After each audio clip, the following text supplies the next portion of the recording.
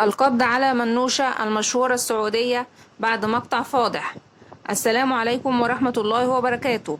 قامت السلطات السعودية باستدعاء مشهورة سناب شات منوشة، حيث صورت مقاطع مخلة تضمنت ألفاظا نابية، وتم إحالتها إلى النيابة العامة. ويأتي ذلك بعد أن نشرت منوشة مقطع فيديو قالت من خلاله ألفاظ خارجة عن الذوق والأدب العام، والسبب في ذلك إنها في إحدى الحفلات كانت تقوم بتصوير أصدقائها، إلا إن أحد الفتيات المتواجدين بالحفل رفضت فكرة التصوير، لتقوم منوشة ببث فيديو عبر حسابها الشخصي سناب شات، ومن ثم توجيه الشتائم إلى الفتاة التي رفضت التصوير. ويذكر إن بعض المتابعين للفيديو نصحوها بالكف عن توجيه الشتائم، إلا إنها استمرت في الشتائم قائلة: أنا لا يهمني أحد.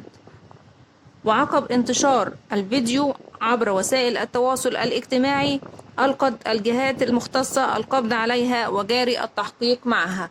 والسلام عليكم ورحمة الله وبركاته.